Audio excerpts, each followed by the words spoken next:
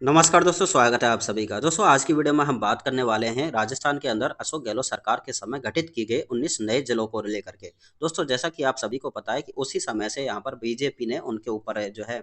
आरोप लगाया था कि इन नए जिलों का गठन वो जनहित में ना होकर के राजनीतिक हितों के आधार पर है। लेकिन दोस्तों, यहाँ पर भजनलाल सरकार के सत्ता में आते ही उन्होंने कहा है कि जो है इन नए जिलों की हम क्या करवाएंगे, समीक्षा करवाएंगे और तय करेंगे कि कौन से जिला है वो जारी रखा जाए और किस जिले को जो है समाप्त कर दिया जाए। तो दोस्तों, यहाँ पर उन्होंने एक कमेटी का भी गठन किया था और इस कमेटी के जो अध्यक्ष बनाए गए थे वो सेवानिवृत्त आईएएस ललित के पवार को नियुक्त किया गया था। हालांकि दोस्तों, इस कमेटी के द्वारा यहाँ पर अपनी रिपोर्ट तैयार करके 30 अगस्त 2024 को भजनलाल सरकार को सौंप दी और उसके बाद में यहाँ पर भजनलाल सरकार के द्वारा जो है उसके तुरंत बाद सोमवार के दिन कैबिनेट की जो है सब कमेटी की बैठक है वो आयोजित की गई सीएमओ के अंदर। और इस बैठक के दौरान यहाँ पर अध्यक्ष के साथ साथ में मुख्यमंत्री भजनलाल शर्मा स्वयं और उसके बाद आपके उप मुख्यमंत्री प्रेमचंद बैरवा और अन्य मंत्री हैं वो भी शामिल रहे। लेकिन सबसे बड़ी बात इस बैठक की दोस्तों, इस बैठक के दौरान जो है जिलों को लेकर के बढ़ाने या घटाने या मर्ज करने को लेकर के कोई भी निर्णय नहीं लिया गया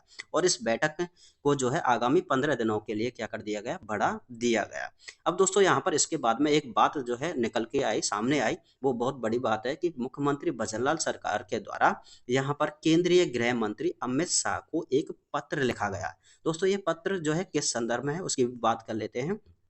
हालांकि ये पत्र जो है बुधवार के दिन लिखा गया था और शुक्रवार को जो है इसकी खबर है या खुलासा है वो हुआ था। इस लेटर के जरिए सीएम शर्मा ने राजस्थान की प्रशासनिक सीमाओं को 31 दिसंबर तक खोलने का दोस्तों क्या किया है, आग्रह किया है। चलिए इसे थोड़ा सा डिटेल में समझ लेते हैं। यहाँ पर देखते हैं कि भजनलाल शर्मा के द्वारा एक पत्र लिखा गया और पत्र किसको लिखा गया, केंद्र सरकार को, यानी कि केंद्रीय गृह मंत्री अमित शाह को लिखा गया। और इस पत्र में लिखा गया दोस्तों कि केंद्र सरकार ने आगामी जनगणना के लिए, दोस्तों जैसा कि आप सभी को पता है कि जो जनगणना है देश की वो 2021 में होनी थी, लेकिन कोरोना के कारण जो है वो जनगणना नहीं हो पाई और अभी जनगणना का काम है वो जारी है। तो यहाँ पर केंद्र सरकार ने आगामी जनगणना के लिए जिलों, तहसीलों, कस्बों और गांव जैसी प्रशासनिक इकाइयों को तय करने की राज्यों की जो शक्तियां हैं वो 1 जुलाई 2024 को क्या कर दी हैं, फ्रीज कर दी हैं। यानी कि अब राज्यों के पास में ये शक्तियां नहीं है, वो तहसील हों चाहे जिले हों या गांव हों, उनकी जो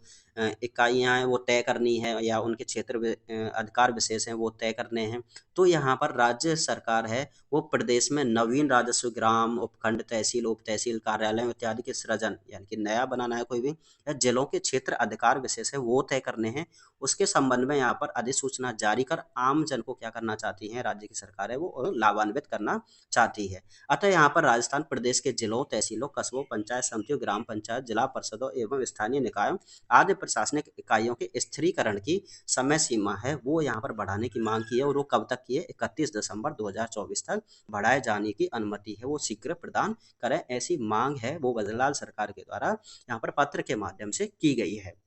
तो यहाँ पर दोस्तों 31 दिसंबर 2024 तक इसे बढ़ाए जाने की मांग की है और दिसंबर तक हो सकता है कि भजनलाल सरकार के द्वारा इन नए जिलों के गठन, इनको बढ़ाने या घटाने या मर्ज करने को लेकर के कोई निर्णय लिया जा सकता है। दोस्तों, यहाँ पर हम बता देते हैं कि जो बैठक हुई थी, यानी कि रिपोर्ट सौंपने के बाद में जो सीएमओ के अंदर कैबिनेट स्तर की सब कमेटी की जो बैठक हुई थी, उसके बाद में यहाँ पर मीडिया को जवाब देते हुए कन्हैयालाल चौधरी ने कहा था, अगर हम हर विधानसभा के आधार पर नए जिलों का गठन करते हैं तो यहाँ पर राजस्थान के अंदर 200 जिले हैं वो बन जाएंगे और ऐसा संभव नहीं है क्योंकि हर जिले के लिए करीब 2000 करोड़ रुपए का खर्च आता है। उन्होंने एक उदाहरण भी दिया था कि पिछला जिला प्रतापगढ़ को बनाया गया था, वहाँ अभी तक जो है प्रशासनिक इकाइयाँ हैं वो सही ढंग से काम नहीं कर रही हैं। तो दोस्तों, यहाँ पर उन्होंने एक आधार भी दिया था कि जिलों के गठन को लेकर के कोई ना कोई आधार तय किया जाना चाहिए जिससे ये हो सके कि ये जिले हैं वो बनाए जाएंगे। तो उन्होंने एक आधार भी बताया था, क्यों ना जनसंख्या को आधार बनाया जाए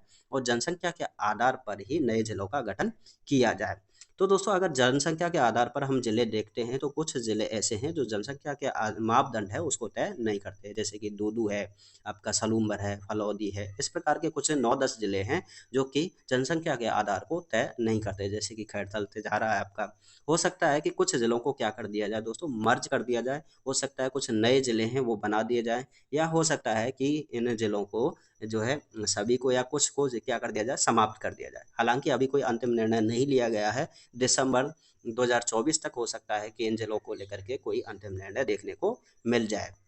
तो दोस्तों मेरे साथ आप बने रहिए, क्योंकि इन जिलों को लेकर के या सरकार की जो भी अपडेट आती है उनको लेकर के मैं जानकारी आपके लिए तक पहुंचाता रहता हूं। अगर जानकारी पसंद आई है तो वीडियो को लाइक ज़रूर कीजिएगा, दोस्तों को भी शेयर कीजिएगा, और इसी तरह की वीडियो देखने के लिए आप चैनल को सब्सक्राइब कर सकते हैं। धन्यवाद दोस्तों।